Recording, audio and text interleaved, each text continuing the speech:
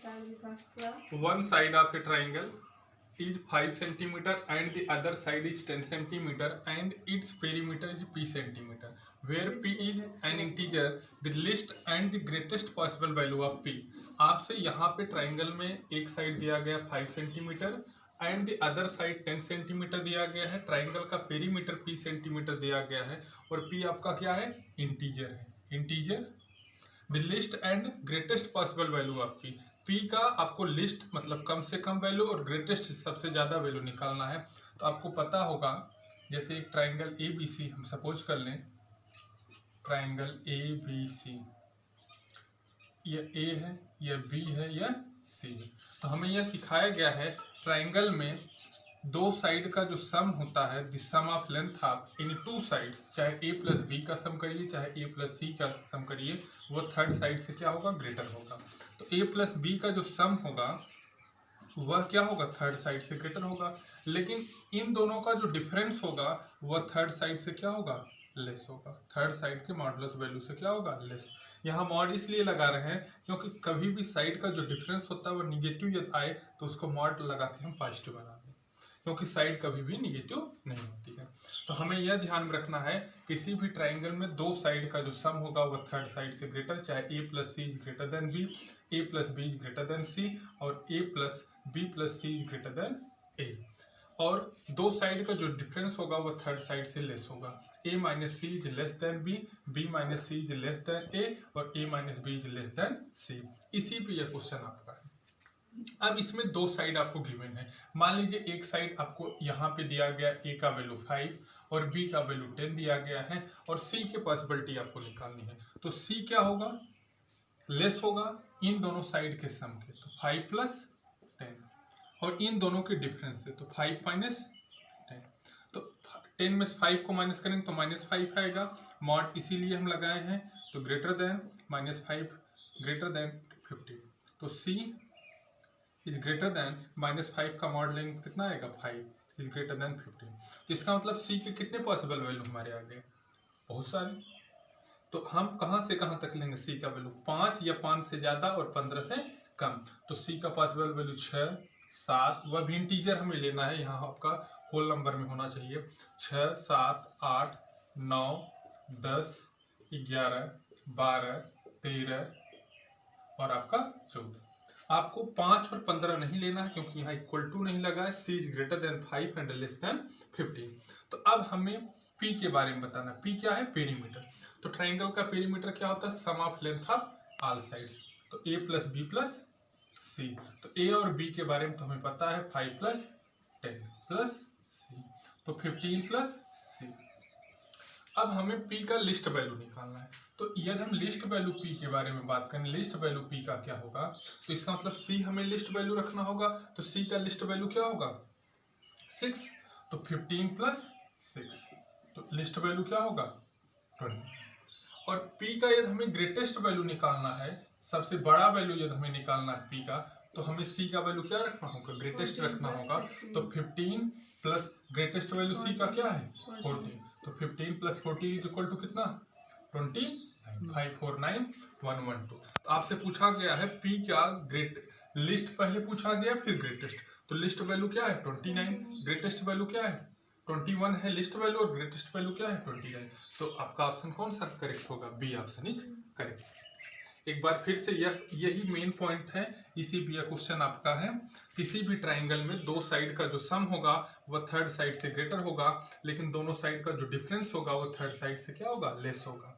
तो अब आपको पता है दो साइड तो गिवन है, तो हम c का पॉसिबल वैल्यू निकाल सकते हैं। थर्ड साइड क्या हो सकता है, तो थर्ड साइड का मिनिमम वैल्यू और उसके साथ साथ मैक्सिमम वैल्यू दोनों हमें पता हो गए। तो हमें पता है ट्राइंगल का पेरीमीटर क्या होता है, sum of length of all sides a plus B plus C. तो यहाँ पे a पता है, b पता है, लेकिन c नहीं पता है। लेकिन अब p की पॉसिबिलिटी हमें निकालनी है, तो c लिस्ट होगा तो p भी लिस्ट होगा, c ग्रेटेस्ट होगा p भी ग्रेटेस्ट होगा। तो लिस्ट वैल्यू रख के लिस्ट वैल्यू निकाल लेंगे, ग्रेटेस्ट वैल्यू रख के ग्रेटेस्ट वैल्यू। तो आपका बी ऑप्शन इज करेक्ट।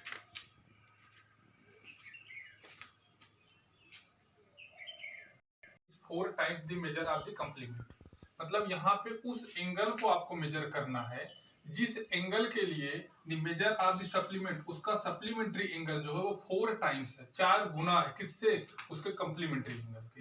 तो आप सपोज कर लीजिए उस एंगल को x है, लेट एंगल बी x। तो x का कम्प्लीमेंट्री एंगल क्या होगा? Complementary angle of x, x का कम्प्लीमेंट्री एंगल क्या होगा? 90 minus x। Supplementary angle of x, x का सप्लीमेंट्री एंगल क्या होगा? 180 माइनस x। क्योंकि हमें बताया गया कम्प्लीमेंट्री एंगल क्या होता है, दो एंगल का सम यदि 90 हो तो दोनों एंगल एक दूसरे का क्या होते हैं? कम्प्लीमेंट्री एंगल होते हैं। सप्लीमेंट्री एंगल क्या होते हैं? ये दो एंगल का सम 180 डिग्री हो तो दोनों एंगल सप्लीमेंट्री होते हैं। तो अब आपसे पूछा जा रहा है कि यहाँ पे क्वेश्चन में दिया गया है उस एंगल का सप्लीमेंट्री जो है वो कम्प्लीमेंट्री एंगल का 4 टाइम्स है। तो सप्लीमेंट्री एंगल क्या है आपका? 180 minus x equal to 4 times 90 minus x.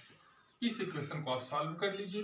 तो 180 minus x is equal to 4 9 जा 36, तो आपका 4x। माइनस 4x को इस साइड लेते आइए तो ये हो जाएगा आपका क्या? Minus x plus 4x is equal to 360, आपका है ही उस साइड। 180 उस साइड जाएगा तो क्या हो जाएगा? Minus 180 degree. अब 4 माइनस 1 करेंगे कितना आ जाएगा? 3। और इसमें से 360 में से 180 को माइनस करेंगे तो 180, तो x इज इक्वल टू क्या आ जाएगा? 180 अपॉन 3, तो x का वैल्यू आ जाएगा 60 डिग्री। तो वह एंगल कौन सा है जिसका सप्लीमेंट्री जो है वो कम्प्लीमेंट्री एंगल का क्या है? 4 टाइम्स है, वो एंगल आपका 60 डिग्री। तो इसको आप ठीक वैसे भी नॉर्मल भी लगा सकते हैं। ऐसे मान लीजिए अब ऑप्शन चेक करके वह एंगल 60 डिग्री है, तो 60 डिग्री का सप्लीमेंट्री एंगल क्या होगा? 180 माइनस 60 कर देंगे तो कितना आ जाएगा? 1। और इसका कम्प्लीमेंट्री एंगल क्या होगा? 90 माइनस 60 कर देंगे, कितना आ जाएगा? 30। तो 30 जो है वह आपका 120 का क्या है? 4 टाइम्स है कि नहीं है? आप ऐसे भी सॉल्व कर सकते हैं, ऑप्शन से भी सॉल्व कर सकते हैं। लेकिन यदि आपको इक्वेशन आता है, केवल इतना आता है कि किसी यदि एंगल x हम सपोज करें तो उसका कम्प्लीमेंट्री एंगल क्या होगा? 90 माइनस एक्स। उसका सप्लीमेंट्री एंगल क्या होगा? 180 माइनस एक्स। और यह आपके अकॉर्डिंग टू क्वेश्चन हुआ है, प्रश्न के अनुसार क्या हुआ है कि 180 माइनस एक्स मतलब सप्लीमेंट्री एंगल जो है वह कम्प्लीमेंट्री एंगल का क्या है? 4 टाइम। इसके बाद यहाँ ABC and DEF, angle C is equal to angle F, AC is equal to DF and BC is equal to EF, and if AB is equal to x minus 1, side आपको given है, and DE is equal to 5x minus 4, आपसे पूछा गया x का value क्या होगा। तो पहले आप ट्राइंगल बनाइए, ट्राइंगल ABC। एक ट्राइंगल आपका क्या है? ABC बन गया। और दूसरा आपका ट्राइंगल क्या है? DEF। दो ट्राइंगल है। अब इसमें गिवन क्या है? Angle C is equal to क्या? एंगल F, ये गिवन है। AC is equal to angle C is equal to angle F given है। AC is equal to DF, AC किसके इक्वल है? DF के इक्वल है। और BC is equal to EF, तो BC is equal to EF। तो आप कॉन्ग्रुएंसी तो जरूर पढ़े होंगे, सर्वांग समता। जब एक त्रिभुज में एक साइड दूसरे त्रिभुज के उसके corresponding side AC is equal to DF के इक्वल हो और BC EF और उसके बीच का एंगल यदि इक्वल हो तो आपको पता होगा साइड एंगल, साइड कॉन्ग्रुएंसी से दोनों ट्राइंगल क्या होंगे? कॉन्ग्रुएंस, सर्वांगसम होंगे। तो हम इसको ऐसे लिखते हैं, in triangle ABC and triangle DEF में आपका क्या है? AC is equal to DF, angle C is equal to क्या है? Angle EF, BC is equal to क्या है? EF। इसका मतलब दोनों ट्राइंगल क्या हो गए? ये सब गिवन है, ये आपको क्या है? गिवन है। तो दोनों ट्राइंगल क्या हो गए? कॉन्ग्रुएंस हो गए, सर्वांग सम जिसको हम कहते हैं। और किस कॉन्ग्रुएंसी से? साइड एंगल साइड से। जब दोनों ट्राइंगल कॉन्ग्रुएंस हो गए तो इसका करेस्पॉन्डिंग पार्ट भी क्या होगा? इक्वल होगा। इसका मतलब AB इज इक्वल टू क्या? DE। AB is equal to DE। तो AB इक्वल टू आपको पता है कितना? 2x minus 1। D equal to कितना पता है? 5x minus 4। तो आप ये इक्वेशन है, इक्वेशन को आप सॉल्व कर सकते हैं। 2x माइनस 5x, 5x इस साइड आएगा तो माइनस 4 है ही आपका, -1 उस साइड जाएगा तो +1, तो 5 में 2 को माइनस करेंगे -3। तो x is equal to -3 upon -3, तो कितना आ गया? 1। x का वैल्यू आपसे पूछा गया तो कितना आएगा? 1। तो आपका डी ऑप्शन। आपको यह सब नहीं करना है, यह आपको बताने के लिए बताया गया है। आपको करना क्या है, बस यही देखना है, ट्राइंगल दो बना लेना है, ट्राइंगल एबीसी ट्राइंगल, तो देखना है यह करस्पॉन्डिंग साइड इक्वल है, बीच का एंगल, तो दोनों ट्राइंगल कॉन्ग्रुएंस है, तो इसका मतलब यह थर्ड साइड भी क्या होगा, इक्वल। तो A B is equal to D, A B is equal to D direct हम करेंगे, और उसके बाद ये इक्वेशन आपका बनेगा, एक्स का वैल्यू निकाल लेंगे और आप डायरेक्ट आंसर बता सकते हैं। एंगल को हम डिग्री में देखें, आपके ट्राइंगल, किसी भी ट्राइंगल का एंगल क्या है, डिग्री में। आर एक्स 3x + 20 एंड 6, मतलब एक ट्राइंगल है, उसके 3 एंगल आपको गिवन है और सब डिग्री में गिवन है। एक सपोज कर लीजिए ये x है, यह आपका 3x + 20 डिग्री है, और यह आपका क्या है, 6x। तो आपसे पूछा जा रहा है यह ट्राइंगल कौन सा हो सकता है। यह हम नहीं कर रहे हैं कि ट्राइंगल ऐसे ही होगा। एक्यूट न्यून कोण हो सकता है, राइट समकोण हो सकता है, आइसोसेलेस, आइसोसेलेस ट्राइंगल आपने पढ़ा होगा, समद्विबाहु त्रिभुज, और ऑब्ट्यूस आपका अधिक कोणीय त्रिभुज। यहाँ पे ट्राइंगल हम यूज करते हैं, ट्राइंगल, आप ट्राइंगल का सिंबल हम लिखते रहे डेल, right angle triangle, isosceles triangle और ऑब्ट्यूस एंगल ट्राइंगल। तो आपको पता होगा एक्यूट एंगल ट्राइंगल क्या होता है, जिसका प्रत्येक तीनों एंगल क्या हो, 0 से ग्रेटर हो, लेकिन आपका 90 से क्या हो, लेस। लेकिन राइट एंगल ट्राइंगल क्या होगा, जिसमें कम से कम एक एंगल 90 डिग्री हो, चाहे एंगल ए 90 डिग्री हो, चाहे एंगल बी 90 डिग्री हो, चाहे एंगल सी 90 डिग्री। और आइसोसेलेस ट्राइंगल में क्या होता है, दो साइड इक्वल होता है, तो यहाँ साइड का तो कोई वह ही नहीं है, तो यह तो आपका हो ही नहीं सकता। ऑब्ट्यूस एंगल ट्राइंगल में क्या होगा, कम से कम एक एंगल, चाहे ए, चाहे बी, चाहे सी, कम से कम एक एंगल क्या होगा, 190 से तो ग्रेटर होगा, लेकिन 180 से क्या होगा, कोई भी एक एंगल,